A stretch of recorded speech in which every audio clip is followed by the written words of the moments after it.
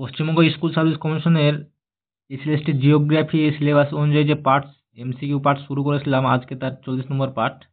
আমরা আগের ভিডিওতে সোয়েল ইরোশন অ্যান্ড কনজারভেশন এই বিষয়ে এমসিকিউ করেছিলাম।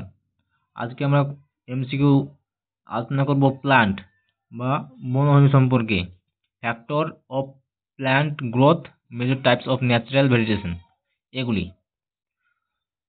তো আগের ভিডিওতে আমাদের হয়েছিল 5 নম্বর ক্লাস, যেটা সোয়েল ইরোশন অ্যান্ড কনজারভেশন। আজকে 6 নম্বর বায়োজিওগ্রাফির 6 নম্বর পার্ট। প্রথম প্রশ্ন, কোনটি উদ্ভিদের বৃদ্ধির একটি প্রাথমিক প্রাকৃতিক উপাদান নয়? আলো, জল, তাপমাত্রা, শব্দ। উত্তর ডি, শব্দ। শব্দ কিন্তু এই যে প্রাকৃতিক উপাদান বৃদ্ধির জন্য সেটি কিন্তু নয়, শব্দ কিন্তু এটি হবে না, সেই জন্য কিন্তু এখানে উত্তর শব্দ, ডি। উত্তর শব্দ। শব্দ উদ্ভিদের বৃদ্ধিতে প্রভাব ফেলে না। আলো, জল ও তাপমাত্রা এটি হলো প্রধান উপাদান। পরবর্তী প্রশ্ন, উদ্ভিদদের সালোকসংশ্লেষের প্রক্রিয়ায় আলো কোন রং, আলোর যে আলো রং হয় সেই রঙের কোন রং সবচেয়ে বেশি কার্যকর? সবুজ রং, লাল রং, হলুদ রং, কালো রং। উত্তর বি, লাল রং। লাল রং সবচেয়ে বেশি কার্যকর, এর তরঙ্গ দৈর্ঘ্য সবচেয়ে বেশি, সেজন্য এটি বেশি কার্যকর হয়। সবুজ রং এখানে প্রতিফলিত হয়। উত্তর বি, লাল রং। পরবর্তী প্রশ্ন, কোন গ্যাসটি উদ্ভিদদের সালোকসংশ্লেষের জন্য অত্যাবশ্যক? উদ্ভিদের সালোকসংশ্লেষের জন্য অত্যাবশ্যক কোন গ্যাসটি? Oxygen, nitrogen, carbon die oxide, hydrogen. উত্তর C, carbon die oxide, CO2, carbon die oxide. এটি অত্যাবশ্যক, এটি লাগবেই, তবেই আমাদের যে গ্লুকোজ তৈরি হবে। পরবর্তী প্রশ্ন, কোন পদার্থটি উদ্ভিদের জন্য প্রধান খাদ্য সরবরাহ করে? প্রোটিন, চর্বি, শর্করা, মিনারেলস। উত্তর সি, শর্করা বা গ্লুকোজ।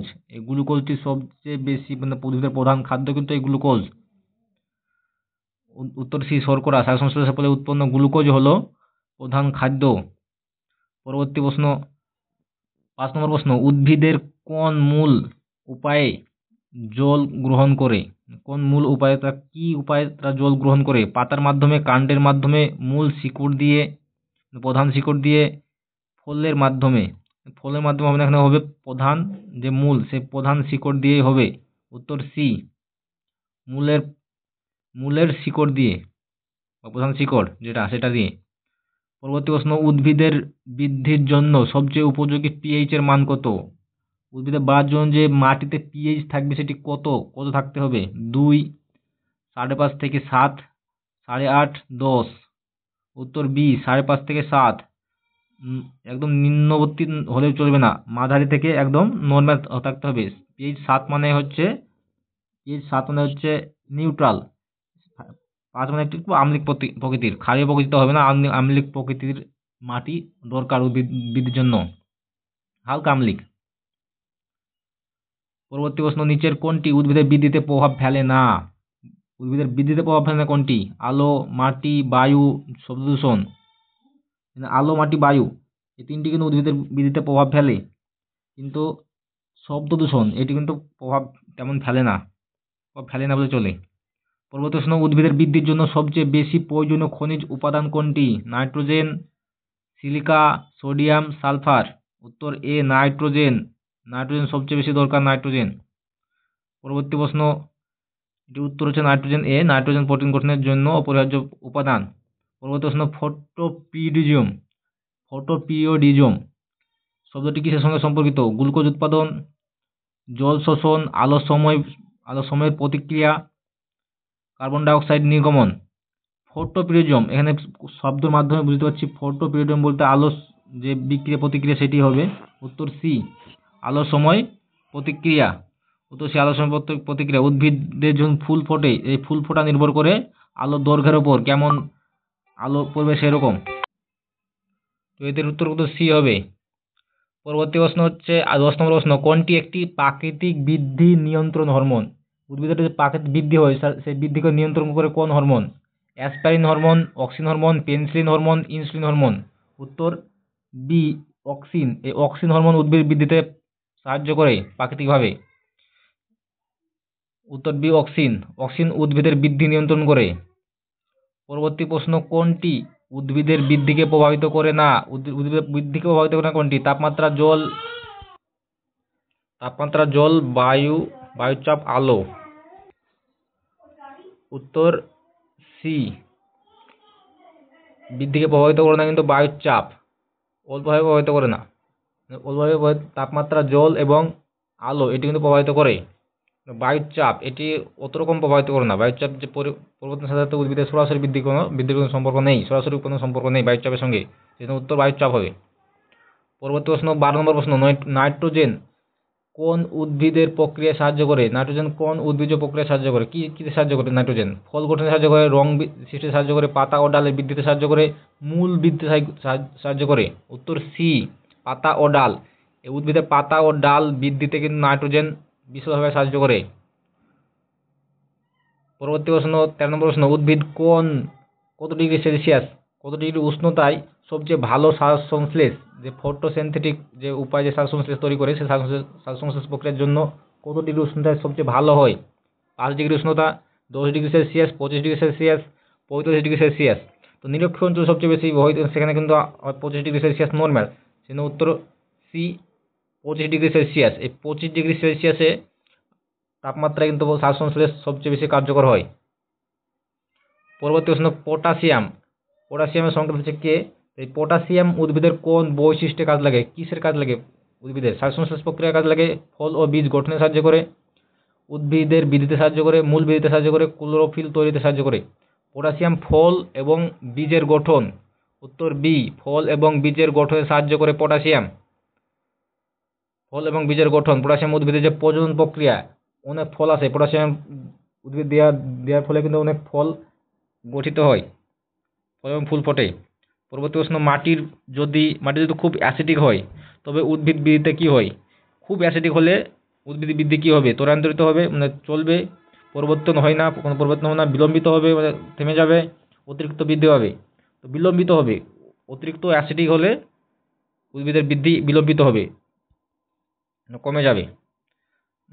অতিমাত্রায় অ্যাসিডিক হলে মাটি উদ্ভিদের অ্যাসিড মাটির উদ্ভিদের কিন্তু ক্ষতি করে, অ্যাসিডিক মাটি। পরবর্তী প্রশ্ন, উদ্ভিদের জন্য আলো কতটা দরকার? কত ঘন্টা আলো উদ্ভিদের জন্য দরকার? 24 ঘন্টা, 8 থেকে 10 ঘন্টা, 2 থেকে 3 ঘন্টা, 1 ঘন্টা। উত্তর বি, 8 থেকে 10 ঘন্টা। আর দিনে মোটামুটি 8 থেকে 10 ঘন্টা যদি সূর্যের আলো পায় তাহলে কিন্তু সঠিকভাবে বৃদ্ধি পায়, উদ্ভিদ সঠিকভাবে বৃদ্ধি পায়। পরবর্তী প্রশ্ন, 17 নম্বর প্রশ্ন, উদ্ভিদের কোন অঙ্গের মাধ্যমে শ্বাস সংশ্লেষ হয়? এটা আমরা সবাই জানি, এটা কমেন্ট করে জানাও। কোন অঙ্গের মাধ্যমে শ্বাস সংশ্লেষ হয়? মূল, কাণ্ড, পাতা, ফল। এটা আমি বলছি না। 17 নম্বর প্রশ্নের উত্তর তোমরা কমেন্টে জানাবে। পরবর্তী প্রশ্ন, 18 নম্বর প্রশ্ন, কোনটি উদ্ভিদের বৃদ্ধিতে সবচেয়ে ধ্বংসাত্মক প্রভাব ফেলে? অতিরিক্ত জল, মাঝারি তাপমাত্রা, পর্যাপ্ত জল, পর্যাপ্ত আলো, পর্যাপ্ত সার। উত্তর অতিরিক্ত জল। এই বর্ষার সময় অতিরিক্ত জল হলে উদ্ভিদের শিকড় পচে যায়, ফলে কিন্তু উদ্ভিদ বৃদ্ধিতে ধ্বংসাত্মক প্রভাব ফেলে, মারাও যেতে পারে। তো অতিরিক্ত জল মাটির যে বায়ুকে নিষ্কাশন করতে পারে না, বায়ুকে নিষ্কাশন করে দেয়, ফলে কিন্তু শিকড়ের ক্ষতি করে, শিকড় পচে যায়, ফলে উদ্ভিদ মরে যায়। পরবর্তী প্রশ্ন, শ্বাস সংশ্লেষে ফটোসিনথেসিস যে একটা আছে সেটার জন্য কোন রশ্মি দরকার? আলোর কোন রশ্মি দরকার? ইউভি রশ্মি, আলট্রাভায়োলেট রশ্মি, ইনফ্রারেড রশ্মি, ভিজিবল রশ্মি, এক্স-রে। তো ভিজিবল রশ্মি যেগুলো কিন্তু দেখা যায়, সেই ভিজিবল রশ্মি কিন্তু সবচেয়ে বেশি দরকার। উত্তর সি, ভিজিবল, যেগুলো দেখা যায়। আলো দেখা যায় না, ভিজিবল রশ্মি সবচেয়ে বেশি দরকার। লাল, হলুদ, নীল এগুলো কিন্তু দরকার। তো ভিজিবল রশ্মি, উত্তর সি, ভিজিবল রেঞ্জের আলো শ্বাস সংশ্লেষের জন্য প্রয়োজনীয় বা প্রয়োজন। পরবর্তী প্রশ্ন, উদ্ভিদের বৃদ্ধির জন্য সবচেয়ে গুরুত্বপূর্ণ মৌসুম বা ঋতু কোনটি? শীতকাল, গ্রীষ্মকাল, বর্ষাকাল, শরৎকাল। উত্তর সি, শীতকাল। এই শীতকাল বেশি। উত্তর সি, বর্ষাকাল। বর্ষাকালে উদ্ভিদ বৃদ্ধি সবচেয়ে বেশি হয়। এখানে আর্দ্র থাকে এবং জল এবং আলোতে কিন্তু বর্ষাকালে বেশি বৃষ্টিপাত হয় এবং তাপমাত্রা বেশি থাকে, পর্যাপ্ত পরিমাণ তাপমাত্রা থাকে, ফলে কিন্তু উদ্ভিদের বৃদ্ধি সবচেয়ে আদর্শ পরিবেশ গড়ে ওঠে। পরবর্তী প্রশ্ন, শ্বাস-সংশ্লেষে উৎপন্ন প্রধান পণ্য কোনটি? কোনটি প্রধান পণ্য উৎপন্ন হয়? অক্সিজেন, জল, glucose, carbon dioxide. Carbon dioxide তো উৎপন্ন হয় না, তো অক্সিজেন উৎপন্ন হয়, জল উৎপন্ন হয়, গ্লুকোজ উৎপন্ন হয়। প্রধান যে পণ্য উৎপন্ন হয় সেটা কিন্তু গ্লুকোজ। সি, উত্তর সি, গ্লুকোজ। গ্লুকোজ প্রধান উদ্ভিদের খাদ্য ও শক্তির উৎস। পরবর্তী প্রশ্ন, কোন খনিজ শিকড় গঠনে সাহায্য করে? কোন খনিজটি উদ্ভিদের শিকড় গঠনে সাহায্য করে? Calcium, nitrogen, phosphorus, zinc. উত্তর সি, ফসফরাস। এই ফসফরাস প্রাণীর মলমূত্র থেকে, গোবর সার, এতে কিন্তু ফসফরাস, প্রাণীর যে মল সেখান থেকে কিন্তু ফসফরাস মাটিতে পাই, এবং উদ্ভিদ শিকড় গঠনে কিন্তু এই ফসফরাস খুব গুরুত্বপূর্ণ। ফসফরাস উদ্ভিদের শিকড় বৃদ্ধিতে সাহায্য করে, শক্তিশালী করতেও সাহায্য করে, এটি কিন্তু উদ্ভিদের শিকড়কে দৃঢ় করে। পরবর্তী প্রশ্ন, 23 নম্বর প্রশ্ন, উদ্ভিদের যে অংশ আলো সঞ্চালন করে তা হলো কি? কোন অংশ আলো সঞ্চালন ঘটে? স্টোমা, পাতার উপরিভাগ, জাইলেম কলা, কিউটিকল। উত্তর বি, পাতার উপরিভাগ। পাতার উপরিভাগে কিন্তু আলো সঞ্চালন করে, উত্তরই পাতার উপরিভাগ। পরবর্তী প্রশ্ন, কোন গ্যাস শ্বাস সংশ্লেষের বাই-প্রোডাক্ট উৎপন্ন হয়? শ্বাস সংশ্লেষের ফলে উৎপন্ন হয় কোন গ্যাসটি? CO2, carbon dioxide, N2 nitrogen, O2 oxygen, H2 sulphur dioxide. তো উৎপন্ন হয় অক্সিজেন, O2। শ্বাস প্রশ্বাসের ফলে উদ্ভিদ উৎপন্ন করে অক্সিজেন, যেটা আমরা নিঃশ্বাস সাহায্যে আমরা নিই। উত্তর সি, অক্সিজেন। পরবর্তী প্রশ্ন, উদ্ভিদের জন্য সবচেয়ে উপযোগী মাটি কোনটি? কোন মাটিতে সবচেয়ে বেশি উদ্ভিদ উৎপন্ন হয়? বেলে মাটি, দোআঁশ মাটি, পলি মাটি, কাদামাটি। উত্তর বি, দোআঁশ মাটি। দোআঁশ মাটিতে উদ্ভিদের বেড়ে ওঠার জন্য আদর্শ পরিবেশ গড়ে ওঠে। আদর্শ মাটি হলো দোআঁশ মাটি। দোআঁশ মাটি একটি জল এবং খনিজের ভারসাম্য থাকে এই দোআঁশ মাটিতে, সেই জন্য কিন্তু দোআঁশ মাটি সবচেয়ে আদর্শ। পরবর্তী প্রশ্ন, পৃথিবীর বৃহত্তম প্রাকৃতিক উদ্ভিদ অঞ্চল কোনটি? ম্যানগ্রোভ অঞ্চল, grassland, taiga, tropical rain forest. তো বৃহত্তম যে প্রাকৃতিক উদ্ভিদ অঞ্চল সেটি কিন্তু গ্রাসল্যান্ড বা আমাদের যে ঘাস ভূমি সেগুলি। উত্তর বি, উত্তর সি, তৈগা অঞ্চল। এতে তৈগা অঞ্চল হবে, উত্তর সি হবে তৈগা অঞ্চল। এই তৈগা অঞ্চল পৃথিবীর বৃহত্তম কনিফার অঞ্চল। এই কনিফার অঞ্চল বলতে যে মধ্যবর্তী অঞ্চল, নাতিশীতোষ্ণ অঞ্চল, এখানে কিন্তু প্রচুর পরিমাণে গম এবং খাদ্যশস্য উৎপন্ন হয়। পরবর্তী প্রশ্ন, সাভানা বনায়ন। এই সাভানা বনায়ন কোন অঞ্চলে দেখা যায়? দক্ষিণ এশিয়ায়, দক্ষিণ আমেরিকা, আফ্রিকা, ইউরোপ। তো সাভানা বনভূমি দেখা যায় আফ্রিকায়। উত্তর সি, আফ্রিকা। সাভানা হলো আফ্রিকার প্রধান ঘাসভূমি। এই ঘাসভূমি কিন্তু এই সাভানা অঞ্চল আফ্রিকা অঞ্চলের দেখা যায়। পরবর্তী প্রশ্ন, ভারতের সুন্দরবন অঞ্চলে প্রাকৃতিক বন কোন শ্রেণীতে পড়ে এই সুন্দরবন অঞ্চল? মরুভূমি উদ্ভিদ, শীতল বন, উষ্ণ পাতাঝরা বন, ম্যানগ্রোভ। তো সুন্দরবন অঞ্চল আমরা জানি ম্যানগ্রোভ। উত্তর ডি, ম্যানগ্রোভ বনভূমির মধ্যে পড়ে, শ্রেণীতে পড়ে, ম্যানগ্রোভের মধ্যে পড়ে। সুন্দরবন হলো পৃথিবীর বৃহত্তম ম্যানগ্রোভ অঞ্চল। বৃহত্তম বদ্বীপ কিন্তু এই সুন্দরবন বদ্বীপ, এটি ওয়ার্ল্ড হেরিটেজের নাম রয়েছে সুন্দরবনের। পরবর্তী প্রশ্ন, তৈগা, এখানে টাইগা হবে না, তৈগা হবে। তো তৈগা বনাঞ্চল কোন ধরনের গাছ দিয়ে গঠিত? আমরা এখন দেখতে পাচ্ছি তৈগা হচ্ছে পৃথিবীর বৃহত্তম গ্রাসল্যান্ড। তো গ্রাসল্যান্ড, এই তৈগা অঞ্চল কি ধরনের উদ্ভিদ এখানে গঠিত হয় বা উদ্ভিদ আছে? কাঁটাযুক্ত গাছ, চিরহরিৎ পাতা ঝোরা গাছ, কনিফার গাছ, জলজ গাছ। তো আমরা জানি কনিফার অঞ্চল কিন্তু এই তৈগা অঞ্চল। তো উত্তর সি, কনিফার গাছ। এখানে কনিফার গাছ পাওয়া যায়। তৈগা অঞ্চলে প্রধান পাইন, ফার, স্প্রুস এগুলো কিন্তু দেখা যায়। এই পাইন, ফার গাছ এগুলো হচ্ছে কনিফার গাছ। পরবর্তী প্রশ্ন, নিচের কোনটি ট্রপিক্যাল রেন ফরেস্ট অঞ্চলের বৈশিষ্ট্য নয় বলেছে এখানে? বার্ষিক বৃষ্টিপাত বেশি হয়, হ্যাঁ এখানে বার্ষিক বৃষ্টিপাত বেশি হয়। বহু বর্ষ চিরহরিৎ বৃক্ষ পাওয়া যায়, হ্যাঁ এখানে পাওয়া যায়। পাতাঝরা গাছের আধিক্য, ঘন অঞ্চল পাতাঝরার যে গাছের আধিক্য এটি পাওয়া যায় না। তো চিরহরিৎ, এখানে কিন্তু পাতাঝরা উদ্ভিদ পাওয়া যায় না ট্রপিক্যাল রেন ফরেস্টে। তো উত্তর সি হবে এখানে, উত্তর সি। রেন ফরেস্টে চিরহরিৎ গাছ থাকে, পাতাঝরা উদ্ভিদ কম থাকে। পরবর্তী প্রশ্ন, ট্রপিক্যাল রেন ফরেস্টে কোন ধরনের উদ্ভিদ বেশি পাওয়া যায়? শাকসবজি পাওয়া যায়, চিরহরিৎ গাছ, শীত প্রধান উদ্ভিদ, কনিফার অঞ্চল। তো ট্রপিক্যাল রেন ফরেস্ট অঞ্চলে কিন্তু পাওয়া যায় চিরহরিৎ, চিরসবুজ গাছ পাওয়া যায়। উত্তর বি, চিরহরিৎ। মানে সারা বছর কিন্তু পাতা ঝরে না কোনো গাছের। পরবর্তী প্রশ্ন, কনিফার গাছের বৈশিষ্ট্য কোনটি? কনিফার গাছ আমরা এখনই বললাম তৈগা অঞ্চলে সবচেয়ে বেশি কনিফার গাছ পাওয়া যায়। তো কনিফার গাছের বৈশিষ্ট্য কোনটি? পাতলা পাতা, সূচাকৃতি পাতা, বড় বড় পাতা, বড় বড় ফল, কাঁটাযুক্ত পাতা। তো সূচাকৃতি, এখানে বরফ পড়ে ফলে কিন্তু সূচাকৃতি পাতা এখানে জন্মায়। আর পাইন এই গাছগুলিতে। উত্তর বি, উত্তর বি, সূচাকৃতি পাতা। ঠান্ডা পরিবেশে পানি সংরক্ষণের জন্য সূচাকৃতি পাতার মতো প্রয়োজন হয়। সূচের মতো পাতা থাকে এখানে। পরবর্তী প্রশ্ন, তৈগা লিখতে একটু হয়েছে। তৈগা অঞ্চল সাধারণত কোথায় পাওয়া যায়? বিষুবরেখা অঞ্চলে, মরুভূমিতে, উপক্রান্তীয় অঞ্চলে, উত্তর গোলার্ধে। তো তৈগা অঞ্চল পাওয়া যায় উত্তর ডি, উত্তর ডি, উত্তর গোলার্ধে। উত্তর গোলার্ধে তৈগা বনভূমি রয়েছে। উত্তর ডি, উত্তর গোলার্ধ। তৈগা বনভূমি কানাডা, রাশিয়া, স্ক্যান্ডিনেভিয়া, এই স্ক্যান্ডিনেভিয়ার দেশগুলিতে কিন্তু রাশিয়া সবচেয়ে বৃহত্তম তৈগা বনভূমি রয়েছে। উত্তরটা দুবার দেওয়া আছে, উত্তর ডি। পরবর্তী প্রশ্ন, মেরু অঞ্চলে গাছপালা প্রধান বৈশিষ্ট্য কি? উঁচু, গাছগুলি উঁচু হয়, গাছ নিচু ও ছোট হয়, পাতা বড় হয়, গাছের ফুল হয় না। উত্তর বি, গাছ নিচু এবং ছোট হয়। মেরু অঞ্চলে গাছগুলি কিন্তু ছোট ছোট হয়ে থাকে। উত্তর বি, উত্তর বি, গাছ নিচু এবং ছোট হয়। মেরু অঞ্চলে ঠান্ডায় গাছ ছোট এবং জমিন ঘেঁষে হয়ে থাকে, ছোট ছোট হয়ে থাকে। পরবর্তী প্রশ্ন, ভারতের পশ্চিমাঞ্চলে প্রধান প্রাকৃতিক উদ্ভিদ কোনটি? ভারতের পশ্চিমাঞ্চল, মানে ম্যানগ্রোভ অঞ্চল দেখা যায়, মরু অঞ্চল পাতাঝরা উদ্ভিদ দেখা যায়, চিরহরিৎ দেখা যায়। ভারতের যে পশ্চিমাঞ্চল সেখানে কিন্তু পাতাঝরা বন দেখা যায়।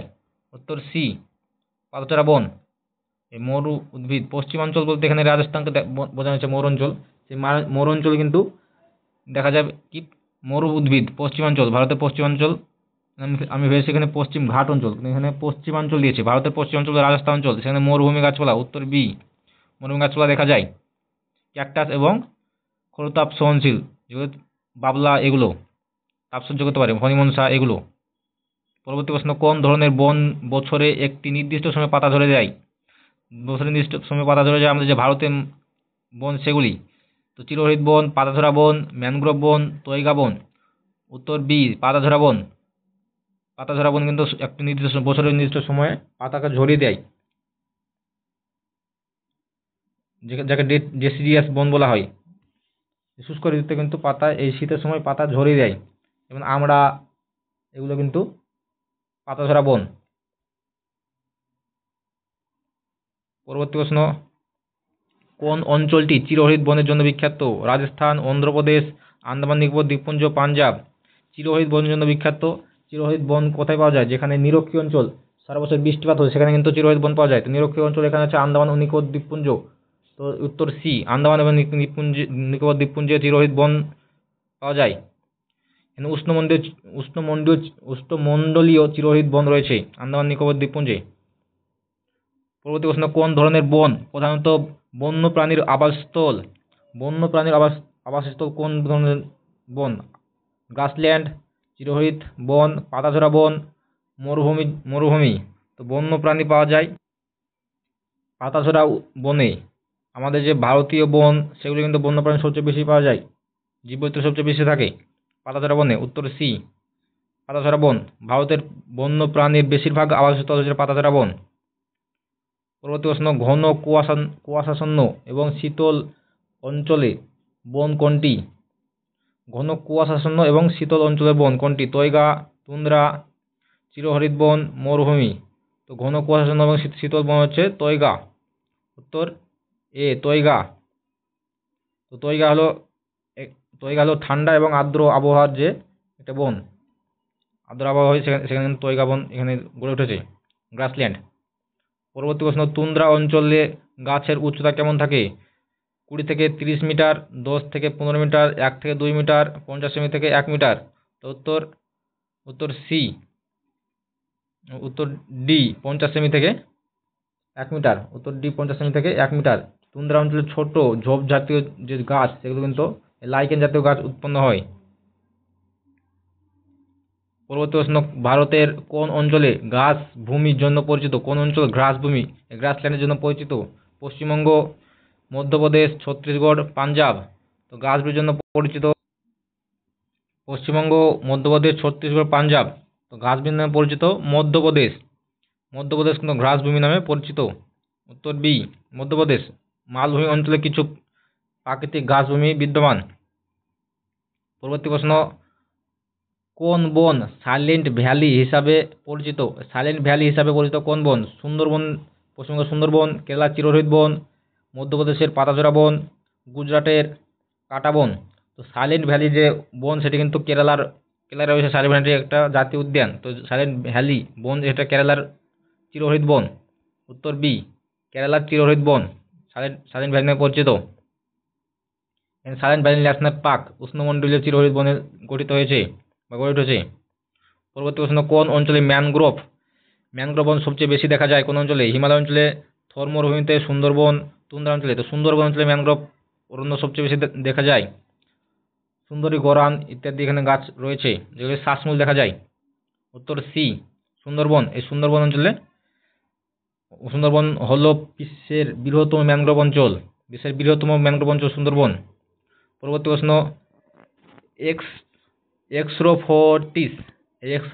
এক্সট্রোফোটিস যে গাছের একটি উদ্ভিদের ধরন, কি ধরনের উদ্ভিদ এটি? জলজ উদ্ভিদ, সমুদ্রতটীয় উদ্ভিদ, শুষ্ক অঞ্চলের উদ্ভিদ, হিম অঞ্চলের উদ্ভিদ। তো এক্সট্রোফোটিস কিন্তু শুষ্ক অঞ্চল। এই শুষ্ক অঞ্চল যেখানে কোনো বৃষ্টিপাত হয় না সেখানে কিন্তু গড়ে ওঠে এক্সট্রোফোটিস টাইপের উদ্ভিদ। উত্তর সি শুষ্ক অঞ্চলে এক্সট্রোফোটিস, যেমন ক্যাকটাস শুকনো পরিবেশে বেঁচে থাকে, ক্যাকটাস, পনিমনসা এগুলো। পরবর্তী প্রশ্ন, চিরহরিৎ। এই চিরহরিৎ বন বছরের কোন সময়ে পাতা ঝরায়? গ্রীষ্মে, শীতে, বর্ষায়, কখনো নয়। তো চিরহরিৎ বন কখনো কিন্তু পাতা ঝরায় না, এটা মনে রাখবে। চিরহরিৎ বন সবসময় পাতা থাকে, পাতা ঝরে না। উত্তর ডি কখনো ঝরে না, এবং সারা বছর পাতাযুক্ত থাকে। পরবর্তী প্রশ্ন, ভারতীয় বনভূমির সর্বাধিক বিস্তার কোন প্রকারের বনভূমি সবচেয়ে বেশি আছে? চিরহরিৎ বন, পাতাঝরা বন, মরুভূমি উদ্ভিদ, তুন্দ্রা। পাতাঝরা উদ্ভিদ। উত্তর বি পাতাঝরা বন কিন্তু ভারতের সবচেয়ে বেশি বিস্তার লাভ করেছে, প্রায় 58% বন কিন্তু এই পাতাঝরা উদ্ভিদের অন্তর্ভুক্ত, পাতাঝরা বনের অন্তর্ভুক্ত ভারতে। পরবর্তী প্রশ্ন, মরুভূমি। এই মরুভূমি উদ্ভিদের বৈশিষ্ট্য হলো, মরুভূমি উদ্ভিদের বৈশিষ্ট্য কি? পাতা বড় হয়, পাতলা হয়, কাঁটাযুক্ত পাতা, চিরহরিৎ পাতা, রসালো পাতা। তো মরুভূমি অঞ্চলের পাতা কেমন হয়? কাঁটাযুক্ত, ক্যাকটাস জাতীয়। উত্তর বি কাঁটাযুক্ত পাতা হয়।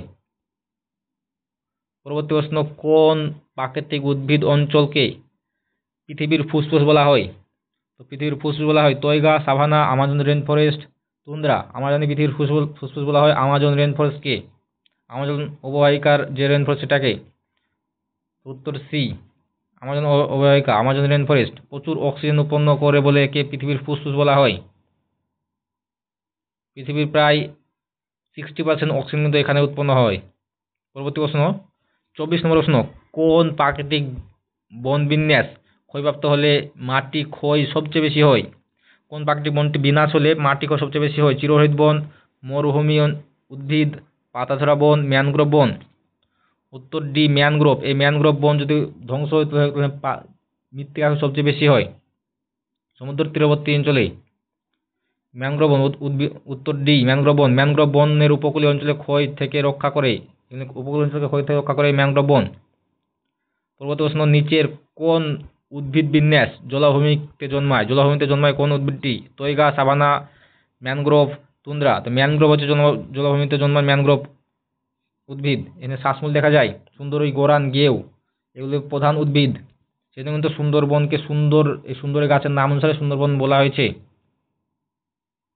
ম্যানগ্রোভ নোনা ও মিঠা জলের সংমিশ্রণ যে অঞ্চল সেখানে কিন্তু গড়ে ওঠে। এই যে নদীর বদ্বীপ অঞ্চল সেখানে ম্যানগ্রোভ উদ্ভিদ গড়ে ওঠার সবচেয়ে আদর্শ পরিবেশ গড়ে ওঠে।